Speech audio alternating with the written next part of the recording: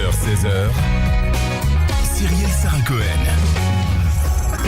Bonjour à toutes et à tous et bienvenue sur Radio J. Ravi de vous retrouver pour une heure d'émission ensemble avec mon invité, auteur, romancier, dramaturge à l'origine des pièces de théâtre L'Invitation, Les Grandes Ambitions, le spectacle À la barre coécrit avec Éric Dupond-Moretti ou encore Suite Royale coécrit avec Judith Elmaleh et joué par Elie Semoun et Julie Debona, pièce pour laquelle il était venu nous voir. Adrien Racah nous fait découvrir sa nouvelle pièce, Un château de cartes, joué avec Gérard Darmon, Isabelle Gélinas et Stéphane Wojtowicz, si c'est bien comme ça que ça se prononce, au Théâtre des Nouveautés.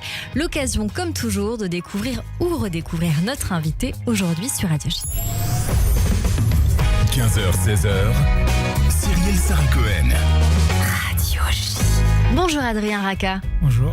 Merci beaucoup d'être mon invité aujourd'hui et ce en direct sur notre antenne. Je vous avais déjà reçu, je le disais il y a un instant, on avait passé un moment formidable. On va tenter aujourd'hui de refaire un petit peu votre parcours puisque vous connaissez l'ADN, tenter de savoir qui vous êtes au-delà de ce que vous faites. Et alors, c'est le début, toujours le début.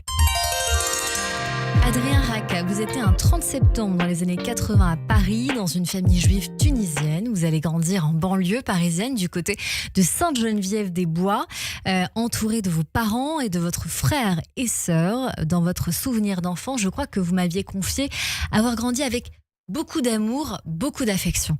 C'est ça, c'est exactement ça. Est-ce que vous avez un souvenir d'enfance en particulier quand vous me dites ça ? J'ai des souvenirs vagues de grands moments partagés avec mon frère, ma sœur.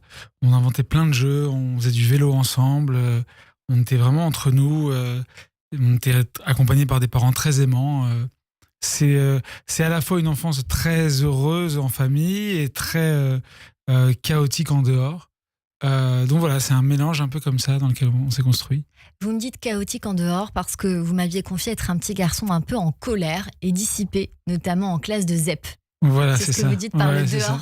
C'est ça. Ouais, c'était la banlieue parisienne avec beaucoup de violence, beaucoup de presque de rien, de grisaille, de colère parce que être un enfant juif en banlieue parisienne, dans certaines banlieues parisiennes en tout cas, c'est pas simple. Donc voilà, donc c'est un mélange de tout. Est-ce que vous dites ça parce que vous avez souffert peut-être d'antisémitisme petit ? Ouais, bien sûr, petit, à l'adolescence, bien sûr. Ouais, bien sûr. On savait que vous étiez juif et on vous le reprochait. Alors moi, je m'appelle Adrien et donc au début, non. C'est pas que j'ai pu faire le distinguo entre le moment où on arrive parce que j'ai pas mal changé de ville dans ces banlieues-là, et entre le moment où on découvrait que Racah c'était d'origine juive.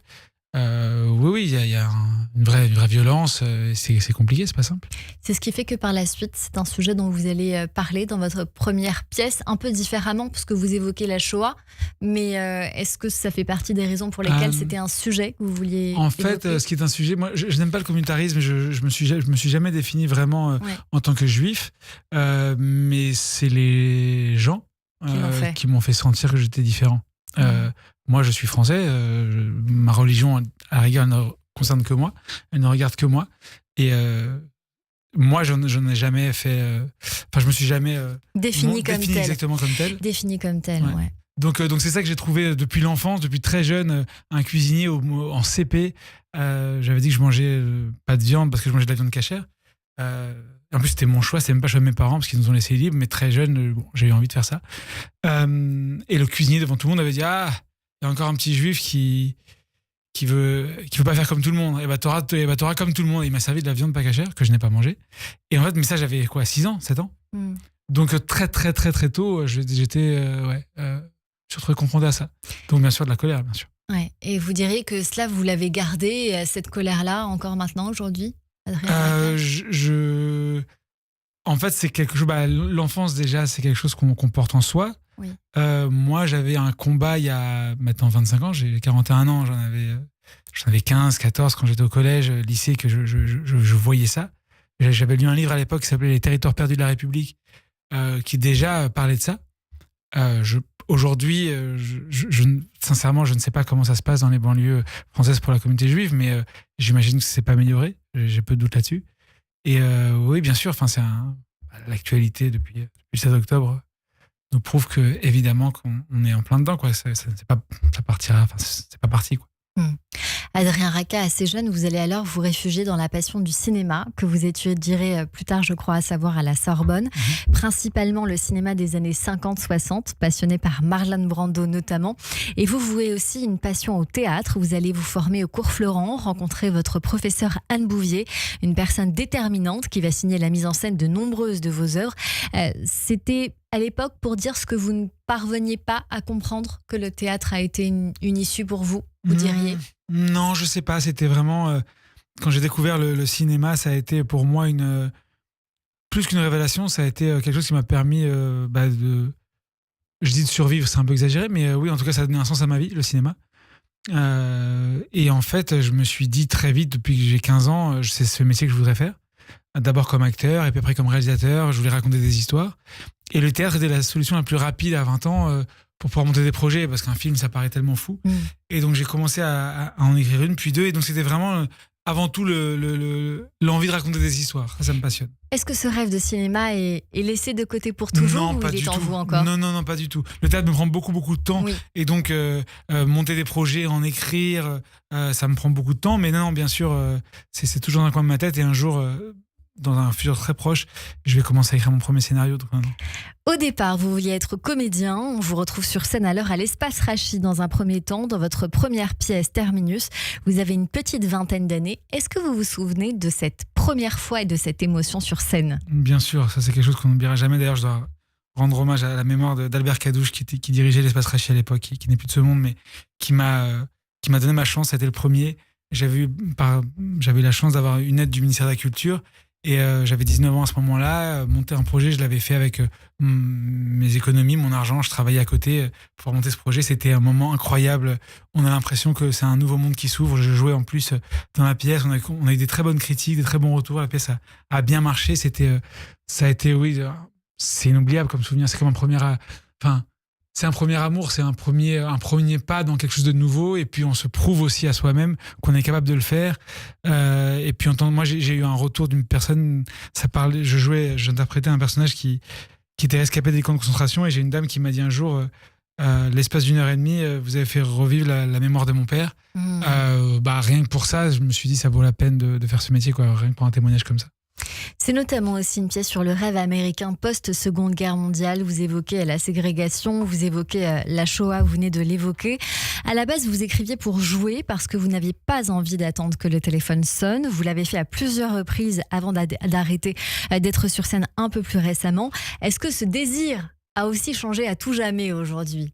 Je suis tellement heureux et épanoui dans l'écriture parce que ça m'apporte. Ça occupe tout mon temps. C'est resté une passion. C'est pas qu'un métier, c'est resté ma passion. Et donc, oui, c'est vrai, je pense que j'aurais voulu être Marlon Brando ou Robert De Niro. Quand j'ai compris que je le serais pas, j'ai arrêté, mais sans aucun regret. Je pense que dans la vie, on a tous un destin, on a tous un chemin qui est fait pour nous. Et c'était pas mon chemin, c'est tout. Donc, c'est pas grave. Depuis, en tous les cas, Adrien Racah, vous ne vous êtes plus jamais arrêté d'écrire. À 23 ans, avec la pièce suivante, La Dernière Nuit, qui a reçu le Grand Prix du ministère de la Culture, qui ne vous a jamais lâché la main pour le ministère de la Culture. Voyage pour Enoch, vous avez fait une petite pause et puis vous êtes revenu plus fort en 2019 avec L'Invitation. On se souvient, joué par Gad Elmaleh, Philippe Lelouch et Lucie Jeanne dans un premier temps, puis à Patrick Chenet, toujours Lelouch et Estelle Lefébure, suivi de Éric Dupond-Moretti avec qui vous avez coécrit À la barre, puis la pièce Les Grandes Ambitions, toujours avec Lelouch, Matt Pokora et Estelle Lefébure, suivi également de Suite Royale pour la pièce pour laquelle vous étiez venu nous voir, que j'avais trouvé formidable, j'en parlais encore tout à l'heure, coécrite avec Judith Elmaleh et jouée par Elie Semoun et Julie Debona. Est-ce que vous diriez que c'est L'Invitation qui a été le marqueur de votre ton et d'une relancée, ou pas spécialement? Si, c'est que en fait, j'écrivais des pièces dramatiques où tout le monde se suicidait à la fin. Et donc, il y avait les critiques aimaient bien mes pièces et je recevais des prix, mais le public n'était pas très présent dans les salles. Donc, je me suis dit à un moment donné, il faut que je change mon fusil d'épaule, il faut que j'arrête de me cogner la tête toujours contre le même mur. Et j'ai essayé d'écrire une comédie. Et j'ai eu la chance que Gad tombe amoureux de la pièce, la fasse. Et ça a été une ouverture incroyable. Dans le même temps, j'avais la pièce avec Dupond-Moretti qui était une autre expérience où j'ai découvert plein de choses, un autre monde, le monde des avocats. Il y a beaucoup d'hommes politiques qui sont venus, ce qui a déclenché probablement le fait qu'ils soient devenus ministres. C'était Brigitte Macron était venue à ce moment-là voir le spectacle elle était venue dans les loges après, j'avais senti qu'il y avait quelque chose. Donc du coup oui, ces deux pièces-là ont bien sûr lancé quelque chose, mais il m'a fallu beaucoup de temps parce que c'est ça aussi ce métier. Quand on a du succès, et j'ai eu la chance d'en avoir avec l'invitation, on fait à peu près, on continue à faire la même chose après, mais disons que aujourd'hui, je reviens à quelque chose c'est la raison pour laquelle j'ai fait ce métier, c'est la pièce pour laquelle je viens me voir aujourd'hui. Et il m'a fallu beaucoup de temps, 5 ans, pour réussir à retourner à ça. Et c'était super, je regrette rien et c'était magnifique. Mais ce que vous diriez, c'est que le style que vous avez, qui vous a rendu populaire, est plus éloigné de ce que vous aimez réellement, et la pièce d'aujourd'hui est plus proche de ce que vous faisiez au départ. Se rapproche et peut-être concilier un peu des deux quelque part, parce qu'il y a j'ai envie de dire que c'est une pièce un peu tragique-comédie que vous jouez aujourd'hui, enfin qui se joue aujourd'hui à un château de cartes. On va en parler dans une seconde, mais comment vous définiriez aujourd'hui votre style d'écriture, Adrien Racah? Oh, je sais pas. Je sais pas si j'ai un style. Je sais juste que si jamais un sujet vient à moi où j'ai envie de le développer, et c'est souvent un rapport avec le temps qui passe, un rapport avec la mémoire ou avec l'absurdité des choses.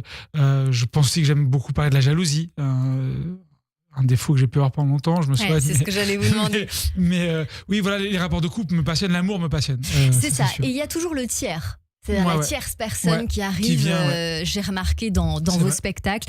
Désormais, et après une tournée triomphale, on retrouve votre pièce, Un château de cartes, au Théâtre des Nouveautés, mise en scène Serge Postigo, avec Gérard Darmon, Isabelle Gélinas et Stéphane Vostovic, que l'on voit d'ailleurs, parce que j'en parlais à Pascal Elbé il y a quelques jours, qui était en face de moi, que l'on voit en ce moment en salle dans le film La Bonne Étoile, du mardi au samedi à 21h, le samedi à 16h30 et le dimanche à 16h. Les acteurs sont formidables. Je me permets de dire que, on va parler de Gérard Darmon dans un instant, mais Isabelle Gélinas est incroyable. Je la suis personnellement. C'est un message très personnel que je vous adresse. Depuis, je pense, sa première série télévisée, dont personne ne doit se souvenir, mais qui s'intitule La Montagne de Diamants. Je voudrais que vous lui passiez ce message pour moi. Je vais lui passer, c'est sûr. Génial.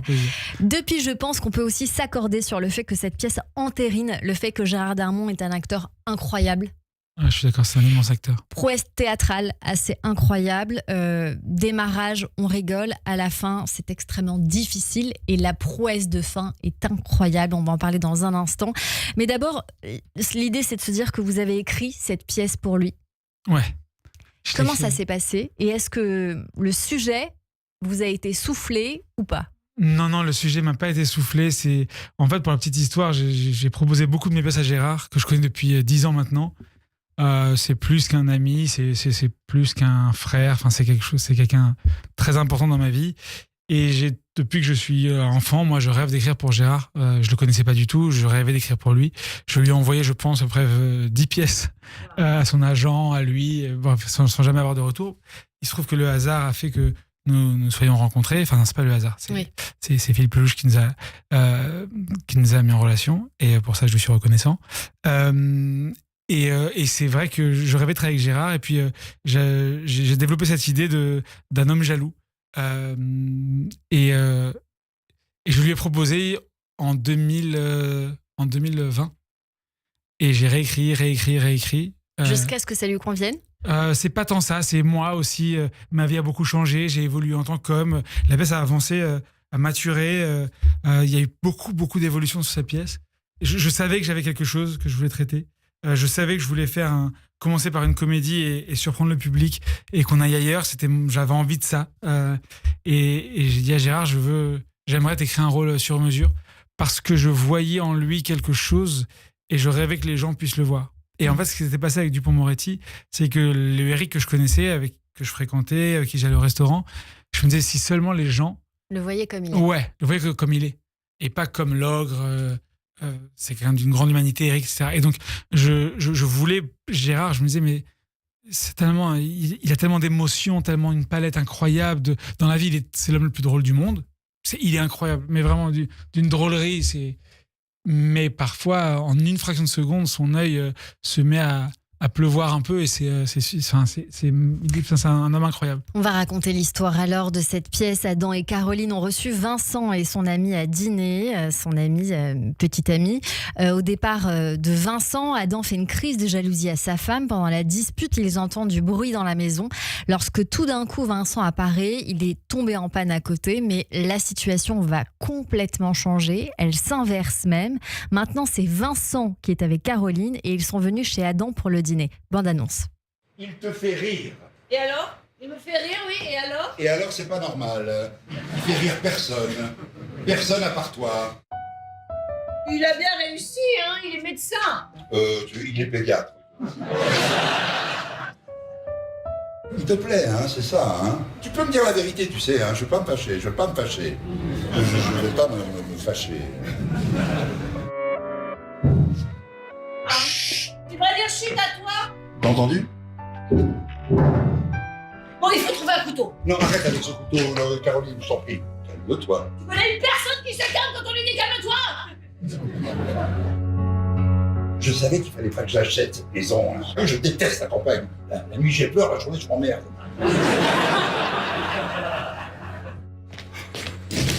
Caroline? Caroline? Et où est-ce qu'elle est? Qu'est-ce qu'elle fait?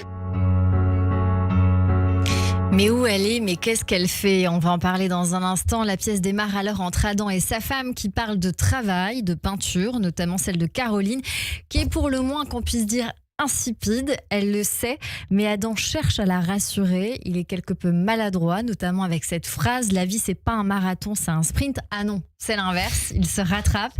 Caroline ne fait que se plaindre, on ne la valorise pas, ne lui offre pas de fleurs. Alors il parle de leurs amis, Lisa et Vincent, le meilleur ami d'Adam, pédiatre, qu'il déteste en réalité. Oh, je pense que c'est une amitié compliquée, complexe, une amitié au long cours avec ce que ça comporte d'amour, de ressentiment, de frustration, de jalousie. Il y a plein de choses qui se mêlent. Lisa parle du temps en hiver, lui du Thermomix qui a le don d'agacer Caroline, qui va finir avec son mari en crise de nerfs. Adam fait une crise de jalousie à sa femme en concernant ce fameux Vincent dont elle rit et qui n'est pas drôle, avec notamment cette phrase, cet échange: il te plaît, mais il est marié, et alors? Je m'intéresse pas aux hommes mariés. Et s'il avait été célibataire? Mais c'est ton meilleur ami, dis-moi la vérité, je vais pas me fâcher.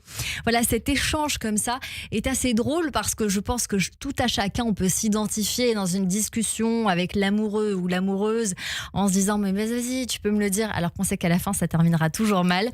Et la question que je voulais vous poser, mais vous y avez répondu, Adrien Racas, c'est si vous êtes vous-même jaloux dans la vie. Je l'ai été. Oui, j'ai été très jaloux. Et je me suis soigné, je me soigne encore, mais non, j'essaie de faire des progrès en tout cas. Est-ce que Gérard Darmon est aussi jaloux? Je ne le sais pas, ça. Oh, je crois qu'il l'a été beaucoup et je pense que lui aussi s'est assagi. Après, c'est un drame, la jalousie, et c'est un drame pour soi-même, pour les autres. C'est une maladie, hein. C'est quelque chose qui vous prend aux tripes, qui pourrit la vie de l'autre, qui pourrit une relation. Non, j'essaye à travers la pièce de combattre mes démons aussi. Ah oui. Adam va donc devenir jaloux parce qu'il y a une histoire de robe. Cette fameuse robe, elle reste un petit peu comme un fil rouge dans votre pièce. Il la rend dingue avec cette crainte, en lui disant notamment: j'ai tout le temps peur de te perdre, sous couvert de beaucoup d'humour au départ de cette pièce. C'est en réalité beaucoup plus dramatique ce qui se passe que ce qu'il ne paraît. Oui, c'est toujours compliqué de parler de la pièce, de ce qui va se passer après. Mais oui, en tout cas, la robe a une signification, les choses qui se passent. J'aime bien les objets signifiants. Il y a la robe, il y a la balle de tennis. Dans le cinéma que j'aime, dans le théâtre que j'aime, il y a souvent ça chez Pinter ou au cinéma, chez Scorsese ou chez Nolan. Il y a toujours des petites choses comme ça qui marquent. Et j'aime bien qu'on voit quelque chose à un moment et qu'à la fin de la pièce, on se rende compte que ce qu'on pensait être n'est pas. Et c'est autre chose qui se joue.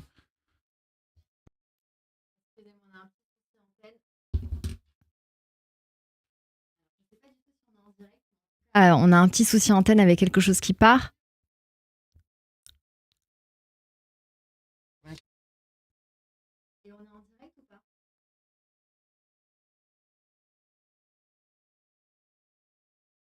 C'est pas grave.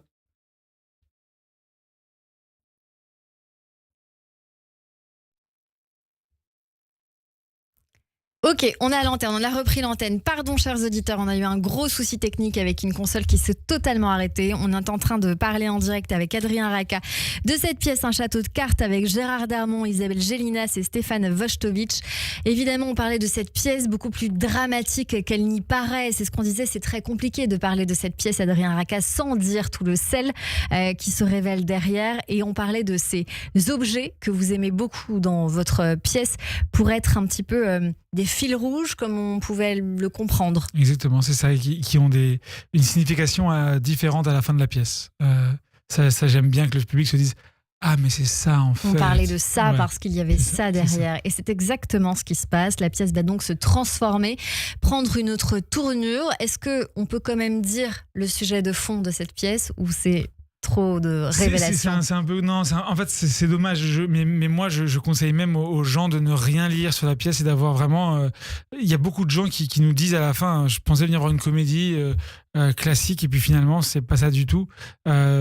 Moi j'aime bien ça, j'aime bien quand les gens voilà, on connaît juste l'histoire de base. Ils sont surpris. Je vais vous dire très sincèrement une anecdote personnelle. Quand je vais au théâtre de manière générale et même quand je reçois un invité, je ne cherche pas à savoir ce qui se joue avant d'aller voir la pièce. Je me laisse cueillir et c'est exactement ce que j'ai fait.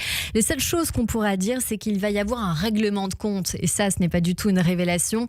Règlement de compte qui va aussitôt arriver entre Adam et Caroline avec des phrases magnifiques à retenir, notamment de la part de Caroline, jouée par Isabelle Gélinas. Pendant toutes ces années de galère, tu m'as pas soutenue, tu m'as retenue.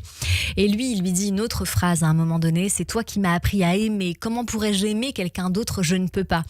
Cette dernière phrase, je crois qu'il y avait des choses un peu similaires dans vos autres œuvres, notamment des déclarations d'amour comme ça, assez magiques. Adrien Racca. C'est gentil, je sais pas, j'adore... En fait, l'amour me fascine, me passionne. Je trouve que c'est un sentiment incroyable. Et j'adore raconter des personnages amoureux. Ouais. Et il y avait dans Suite Royale une phrase retenue comme ça, née d'une citation de Lacan relevée dans cette pièce.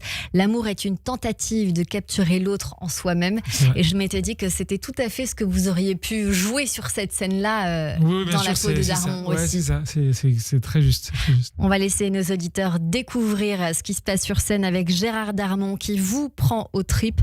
Et pour savoir tout ce qui s'est passé au 26 chemin des Acacias, rendez-vous évidemment sur scène en venant voir un château de cartes joué avec Gérard Darmon, Isabelle Gélinas et Stéphane Vostovic au Théâtre des Nouveautés. C'est du mardi au samedi à 21h, le samedi à 16h30 et le dimanche à 16h. Vous restez avec nous sur Radio J. Tout de suite, c'est le rappel des titres et on revient dans un instant.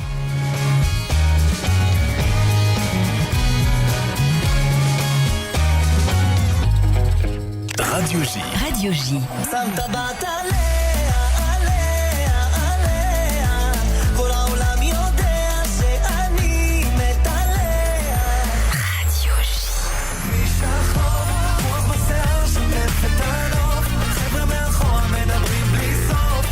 Vous écoutez Radio J.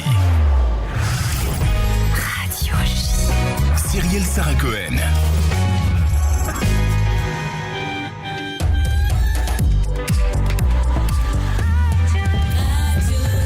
– 15h30 sur Radio J, bonjour et bienvenue. Tout de suite, le rappel des titres avec Nina Alouche.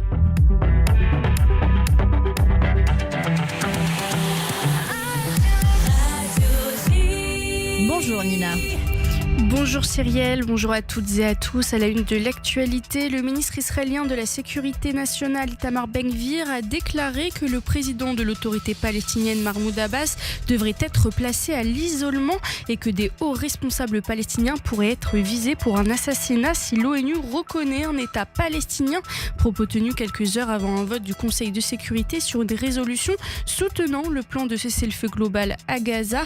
Si la région est démilitarisée et l'autorité palestinienne réformée, une voie vers un État palestinien pourrait s'ouvrir. Itamar Ben-Gvir et son parti d'extrême droite s'y opposent fermement.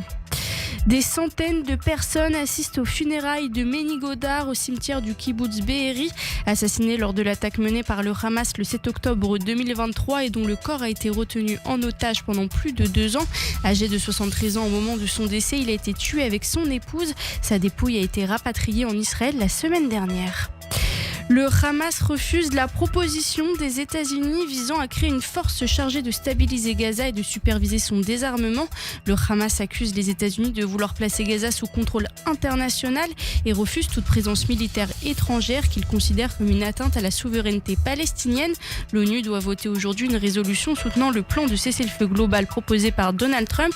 Plusieurs pays prêts à envoyer des troupes attendent ce vote officiel.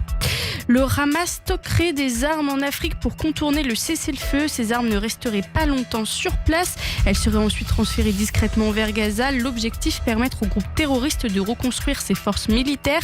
Bien que le groupe terroriste ait accepté le cessez-le-feu, il refuse de s'engager clairement sur le désarmement. Enfin, Emmanuel Macron et Volodymyr Zelensky ont signé ce matin un accord d'armement sur la vente future d'une centaine de Rafales. Cet accord consiste à mettre l'excellence française en matière d'armement au service de la défense de l'Ukraine. Et merci beaucoup Nina Alouche. On vous retrouve à 16h pour le journal complet. Tout de suite une courte pause et on poursuit notre émission avec Adrien Racca et mes chroniqueurs sur Radio J.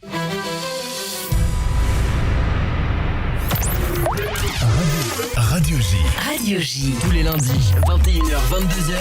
Classico. Salut, c'est Steve Nadia. Retrouvez-moi ce soir à 21h pour Classico, l'émission foot de Radio J. Daniel Riolo, Julien Cazard, Jimmy Algerino, Pascal Olmeta, Grégory Schneider. Ils sont déjà venus à Classico. On vous y attend, soyez prêts. Coup d'envoi ce soir, 21h sur Radio J. Radio J. C'est le moment de franchir le pas et d'écrire une nouvelle page de votre avenir. Le 90e salon de l'immobilier de l'investissement iCube vous ouvre ses portes le dimanche 30 novembre à Paris. Découvrez les meilleurs projets neufs, biens en seconde main, location, solutions de financement et des conseils personnalisés pour votre alia avec les conseillers de la mairie de Jérusalem et de Kalita. Rendez-vous dimanche 30 novembre dès 10h30 au Centre européen du judaïsme, Paris 17e. Avec iCube, l'avenir s'écrit aujourd'hui. Avec la Tzedaka FSJU, donnons-leur une vie meilleure. Grâce à votre générosité et à votre engagement, plus de 40 000 personnes reçoivent chaque année un soutien essentiel pour affronter les difficultés du quotidien et bénéficient d'un parcours d'accompagnement global. La campagne de la Tzedaka FSJU, c'est un mois d'action et de solidarité pour construire, abriter, soutenir et accompagner celles et ceux qui en ont le plus besoin. Soyons unis autour du combat et des valeurs portées par le Fonds social juif unifié. Faites un don sur tzedaka.fr. Ça, c'est uniquement sur Radio J.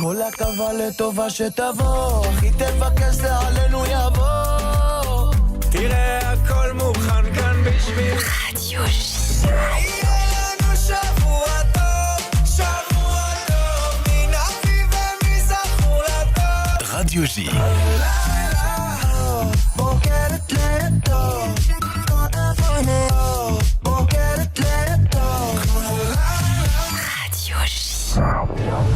Radio J. Vous écoutez Radio J à Paris sur 94.8 en DAB+, et sur notre appli Radio J. Radio J. Radio J. 15h-16h. Cyrielle Sarah-Cohen. De retour sur l'antenne de Radio J. Merci de passer votre après-midi avec nous jusqu'à 16h avec mon invité aujourd'hui Adrien Racca, venu nous voir pour l'écriture de sa nouvelle pièce, un château de cartes avec Gérard Darmon, Isabelle Gélinas et Stéphane Wojtowicz au Théâtre des Nouveautés. Et tout de suite, Fabien Martin nous parle musique. Radio J. Bonjour Fabien. Bonjour Cyrielle, bonjour Adrien. Bonjour. Vous entendez cette musique ? La valse là ? Non, vous n'entendez pas ? Ah bah ça doit être dans ma tête alors. Bah c'est pas grave, on va danser quand même. Ah ça y est, écoutez, c'est du piano. Oui, ce sont les études pour piano de Philippe Glass, joué par Vanessa Wagner. Je sais, j'ai offert le CD à ma mère pour son anniversaire et j'espère qu'elle pourra me le prêter. Être artiste, compositeur, auteur, peu importe, c'est passer son temps à assembler des pièces pour construire son propre monde et faire croire aux autres qu'il existe. Parce que nous finissons par croire qu'il existe. Et dans la musique de Philippe Glass, comme dans votre pièce, il n'y a plus de temporalité, il n'y a plus de passé, plus de présent, plus de début ni de fin, il n'y a plus qu'un lieu. Et encore, est-on vraiment sûr d'être là où nous croyons être ?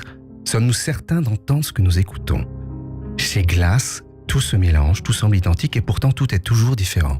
Vivant grâce à sa partition bien sûr, mais aussi grâce au jeu de Vanessa Wagner qui apporte le romantisme et l'humanité nécessaires. Chez Philippe Glass, au premier abord, tout a l'air solide, mais on sait très bien qu'au moindre petit bémol, un grain de poussière peut faire vaciller un château de cartes, qu'une balle de tennis peut signer la fin du match de nos certitudes et que le réconfort d'une chambre à coucher peut devenir la lumière glaciale d'une chambre d'hôpital. Glass empile, Glass construit jusqu'à ce que la répétition devienne émotion et ses études pour piano sont comme nos vies qu'on croyait stables.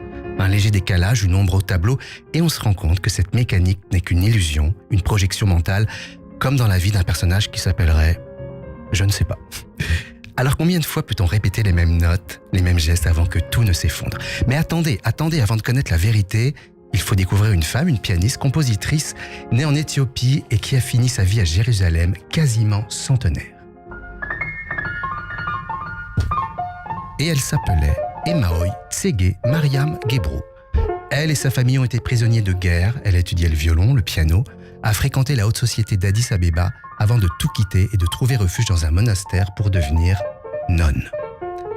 Vivant pieds nus, sans eau courante ni électricité et surtout sans son amour de piano, elle qui dira « Nous ne pouvons choisir ce qui nous arrive, mais nous pouvons choisir comment y répondre. » Et elle a répondu à cette fortune contrariée par un blues qui n'appartient qu'à elle, un blues mélodique qui mélange la tradition musicale éthiopienne et des rythmiques complexes.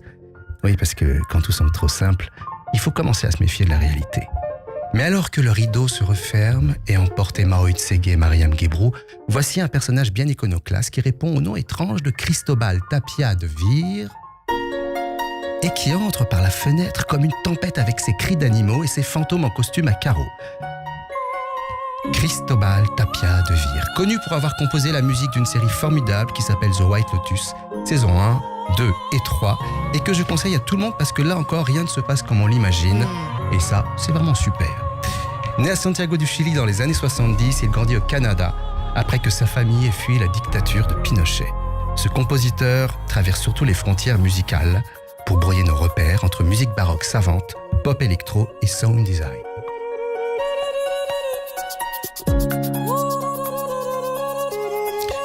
Inspiré par les chants rituels polynésiens, il utilise ce qu'il a de plus profond à l'être humain, les gémissements, les cris gutturaux, les râles, les halètements et les trafics pour créer une véritable hypnose et basculer vers cet instant où la beauté, enfin, accepte de trembler. Et nous pouvons alors entamer cette dernière danse solitaire, fragile et chanter doucement juste pour se souvenir qu'aimer, c'est parfois tomber, mais tomber ensemble, sans faire de bruit. Merci Fabien Martin pour ce temps suspendu sur notre antenne, c'était beau. Bravo Stan. Merci pour les clins d'œil, on ne dira rien à la pièce notamment. Allez tout de suite, c'est le billet du jour avec Adèle Salomon. Le billet du jour. Bonjour Adèle. Bonjour Cyrielle, bonjour à tous et bonjour Adrien Racca. Adrien Racca, vous avez écrit votre première pièce à peine 20 ans. Et c'est fou parce que moi, à peine 20 ans, j'écrivais encore des statuts Facebook du genre « La vie est trop dure, mais trop cool la soirée d'hier, MDR ». Bon, après, dans une interview que j'ai lue ou que j'ai écoutée de vous, vous dites que vous avez appris l'amour en lisant Belle du Seigneur. Moi, j'ai appris l'amour en lisant 4 filles et un jean. Donc forcément, j'ai senti qu'on n'avait pas exactement les mêmes références. Vous faites partie, Adrien Racca, de ces gens qui, quand on lit leur fiche Wikipédia, on se dit « Ah, mais c'est lui le point commun entre tous ses succès, c'est dingue !» Alors que moi, quand on tape mon nom sur Google, le point commun entre tous les résultats, c'est que ça n'a rien à voir avec moi. Vous avez un parcours... C'est drôle parce que c'est vrai. J'ai un prénom trop populaire et un nom de famille aussi. Bon. Vous avez un parcours atypique, Adrien Racca, parce que vos premiers écrits, qui ont été plébiscités par la critique, parlent tous de choses vraiment très très fun. Votre première pièce, Terminus, aborde la ségrégation, le racisme, la douleur, avec la Shoah en toile de fond. Votre deuxième livre, Mélancomaniaque, a pour résumé: je suis née avec son baiser, je mourrai avec son départ, j'ai juste vécu le temps qu'elle m'a aimé. Dieu merci, aucun homme n'a écrit ça après une relation avec moi, sinon il aurait globalement vécu le temps de 3 gintos. On n'est pas dans la grande tragédie, on est dans l'happy hour. Mais en tout cas, on sent que pendant votre vingtaine, vous étiez un joyeux luron, Adrien Racah. Et puis depuis quelques années, vous vous êtes orienté vers des choses plus proches de la comédie. Et je trouve ça rare et précieux de passer du drame à la comédie avec toujours ce fond mélancolique qui fait votre succès. On a toujours cette image que pour être sérieux et respecté, il faut écrire des drames sociaux, faire son ciao pantin comme on dit. Mais vous, Adrien Racah, vous n'avez jamais eu autant de succès que depuis que vous faites rire. Mais peut-être aussi parce que vous ne faites pas que rire. Oui, on rit pendant vos pièces, c'est une certitude, mais on passe surtout du rire aux larmes en quelques minutes et inversement. Les rires que vous provoquez ne sont pas des rires gratuits, ce sont des rires intelligents, parce que le rire, c'est sérieux. Quand on fait une blague, il y a toujours un fond de vérité, un message qu'on veut faire passer, comme quand on écrit des textos ivres à son ex. Parce que le rire est politique, le rire en dit long sur nous, le rire nous reflète, le rire est honnête, tout l'inverse de mon ex. Mais si j'ai besoin de rire, puisque ça arrive souvent, juste je lance La vérité si je mens ou je vais boire un verre avec des copains. Mais si je veux aller plus loin, je vais voir vos pièces, parce que leur point commun, c'est d'aborder des sujets de société, avec souvent le couple en toile de fond, tout en faisant rire sur les angoisses et les névroses des personnages, avec souvent un plot twist inattendu, ce qui fait un peu de vous le Christopher Nolan des planches parisiennes. Tout simplement. Alors tout ce que je peux vous souhaiter, c'est que vos succès ne s'effondrent jamais comme un château de cartes. Et j'aimerais qu'un jour on dise d'un artiste qu'il a fait une Adrien Racah, ce qui voudrait dire passer du rire aux larmes, au rire aux larmes, au rire aux larmes, en l'espace d'un instant. Parce que c'est ce grand écart, comme entre un 8 mètres carrés et une suite royale, qui nous chamboule autant qu'il nous fait du bien. Merci beaucoup Adèle Salomon pour merci cette chronique. On se dit à très vite sur Radio-J. Le ginto, je m'en suis pas remise. Merci Adèle Salomon. L'introspection. Adrien Racah, j'aimerais vous lire à présent quelques répliques de cinéma pour recueillir un sentiment ou au mieux une anecdote, une émotion. La première est d'Auguste Rush. La musique est partout autour de nous, il suffit juste de l'écouter. C'est très beau. Une phrase de Ballerina, le spin-off de John Wick. Je ne sais pas si vous l'avez vu, mais dans ce film-là, l'actrice principale dit « À ceux qui t'ont pris ton passé, ne leur laisse pas te prendre ton avenir ». Est-ce que ça résonne ? Ça résonne en moi et à la fois, je pense que... Il n'y a pas de... Enfin, c'est stupide que je veux dire ce que je veux dire, mais il n'y a pas de futur sans passé. C'est-à-dire qu'il faut chérir son passé, s'en servir pour créer quelque chose de fort. Une phrase relevée dans Kung Fu Panda. Okay. C'est sur le chemin que l'on croit l'éviter que souvent on rencontre son destin. Ça, c'est sûr. Ça rejoint une phrase, je ne sais plus de qui, mais qui dit qu'en gros, le plus important, c'est le chemin. C'est pas quand on est en haut de la montagne, c'est pas ça le plus intéressant. C'est le chemin qu'on fait pour arriver en haut de cette montagne. À la recherche de Forrester, on s'éloigne de nos rêves parce qu'on craint l'échec ou pire, la réussite.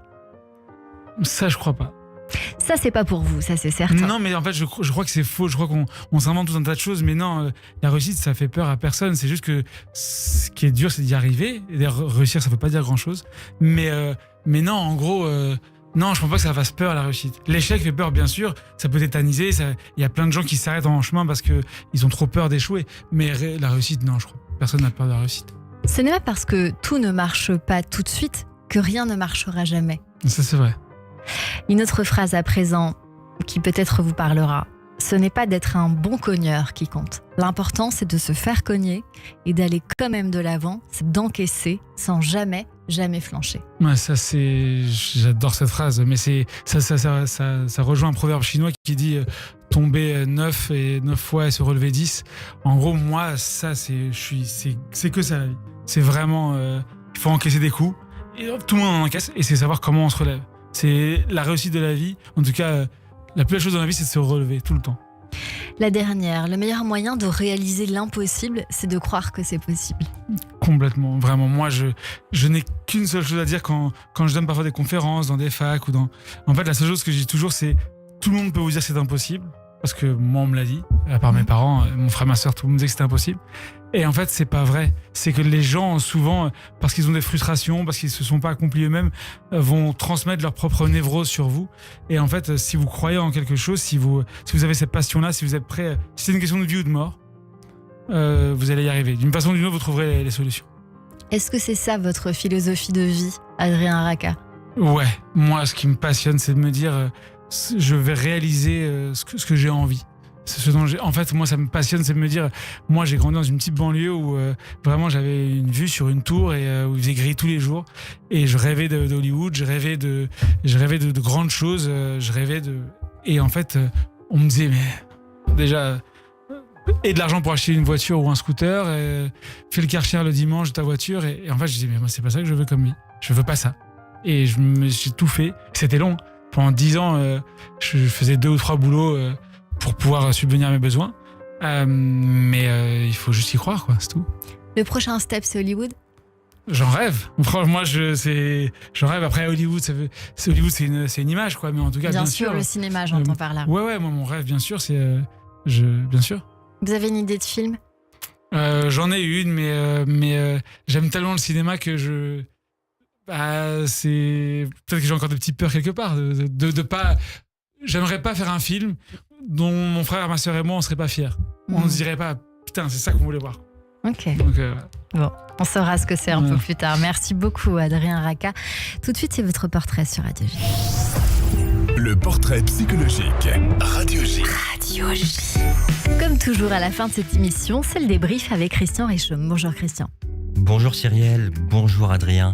Bonjour. En fait, Cyrielle m'a fait une excellente transition en parlant du cinéma, et je parlais du cinéma et ensuite arrive au théâtre. En fait, aujourd'hui, on est sur une radio nommée Désir, avec Marlon Adrien Racah. Hein. Alors, je vous ai écouté, et You Talking to Me. Et c'est dommage pour nos auditrices, j'espère qu'elles vont regarder la vidéo, parce que on a quand même le regard de John Wick sur ce plateau, et ça résonne en vous. Alors on commence cette enfance qui était aimante, qui était dans un cocon familial avec son frère et sa sœur, ses parents, mais le problème c'était l'extérieur. Le problème c'était l'extérieur avec cette colère, un enfant qui était peut-être dissipé ou qui voulait se faire remarquer. Parce que la colère, c'est un sentiment qu'on éprouve parce que c'est une réaction. Personne n'est en colère spontanément. On est en colère parce qu'il y a eu une agression. Donc en fait, si vous avez été en colère, c'est qu'il y a quelque chose qui vous a agressé. Vous nous en avez un petit peu parlé pendant toute cette enfance, cette stigmatisation, et on vous a agressé. Alors derrière, il y a une colère. Et cette colère elle peut être aussi la source d'un travail sur soi et d'une volonté. Alors on voit que derrière cette colère, il y a aussi de l'impatience. Et que ce monde que j'ai essayé de créer, c'est le théâtre. Le théâtre parce que dans le théâtre, je peux faire en sorte de créer mes propres personnages et mes propres histoires. C'est une façon pour moi de réinventer la vie. Une façon pour moi d'être compris. Pas forcément de briller. En fait, je voulais être acteur, mais quand j'écris des pièces de théâtre, c'est moi qui contrôle l'histoire. C'est moi qui contrôle le narratif. Et, comme vous nous l'avez dit, j'ai envie de raconter. Alors le théâtre, justement, ça permet ce contrôle, et ce contrôle de lutter peut-être contre une angoisse et contre cette impatience que l'on voit encore. Mais le théâtre, c'est la vie. C'est un besoin de lutter contre l'imprévisibilité et aussi contre la perte de contrôle, la maîtrise créative. Alors vous nous avez dit, écrire c'est ma passion, ça occupe tout mon temps. Et puis je suis passé de la pièce dramatique et à arrêter de se taper la tête contre les murs, donc de l'humour. Parce que l'humour, c'est mettre la distance. C'est gérer ses émotions et c'est aussi gérer ses angoisses. Et l'humour, c'est créer aussi un lien qui est sans violence. Donc c'est une excellente réponse face à la colère. Et puis, c'est aussi donner du sens à sa vulnérabilité. Alors je vais rebondir sur ce château de cartes. Parce que c'est extrêmement drôle en psychanalyse, le château de cartes, ça a plein de sens. Le château de cartes, c'est fabriquer quelque chose de fort à partir de quelque chose qui est fragile. C'est un peu comme l'esprit psychique. C'est complexe, c'est précieux, mais ça peut s'effondrer d'un coup. Et puis, la carte, ça peut être vu comme un vécu, comme un souvenir, comme une peur, comme un désir, comme une émotion. En fait, la carte, c'est un élément de soi. Et on ne fait qu'en mettre ces éléments ensemble et construire ce château. Avec la peur de la chute, du fait que tout d'un coup, tout s'effondre. Ça veut dire que c'est un peu comme en amour. Plus on s'attache, plus on monte haut, et plus on a peur de tomber. Et ce château, ça peut représenter aussi la résilience. Cette façon, comme vous l'avez dit, j'encaisse les coups, mais je me relève. Et puis il y a cette jalousie qui est le drame, mais qui est aussi une façon d'aimer et de faire en sorte que on dépasse son propre amour pour celui de l'autre. Alors sur Radio J, qu'a-t-on appris de vous aujourd'hui ? On a appris que ce parcours transforme la colère, le côté sombre, par l'humour et la joie. Que la fragilité peut être une ressource. Que vous êtes un observateur de la vie en fait. Et le fil conducteur que l'on peut retrouver, que vous nous avez un petit peu livré, c'est l'amour. L'amour, parce que ce sentiment que vous nous avez dit, c'est incroyable. Et c'est pour cela qu'on a envie. Alors notre existence est à tous un château de cartes, qui est fragile, désordonné, instable. Mais notre existence est tellement belle à construire. Alors construisons-la. Voilà pour ce mot de la fin. Qui vous convient, Adrien Racah ? Il me convient parfaitement. Eh bien, parfait. Merci beaucoup, Christian Réchaud, notre psychanalyste que l'on retrouve évidemment tous les lundis et jeudis sur Radio J. À jeudi, Christian. Merci. Radio J. Cyrielle Sarah Cohen. C'est la fin de cette émission avec vous, Adrien Racah. Vous êtes venu nous voir pour votre nouvelle pièce, un château de cartes joué par Gérard Darmon, Isabelle Gélinas et Stéphane Wojtowicz. Évidemment, pour ceux qui ne connaissent pas Stéphane, allez voir évidemment cette pièce, mais ça vous rappellera peut-être quelque chose si vous avez vu La Bonne Étoile de Pascal Elbé. C'est lui qui fait les faux papiers. Voilà pour le petit clin d'œil. C'est au Théâtre des Nouveautés du mardi au samedi à 21h, le samedi à 16h30 et le dimanche à 16h. Merci pour cet échange. Merci à vous pour l'accueil, c'était super. J'étais ravie de vous recevoir une nouvelle fois à la réalisation audio et vidéo.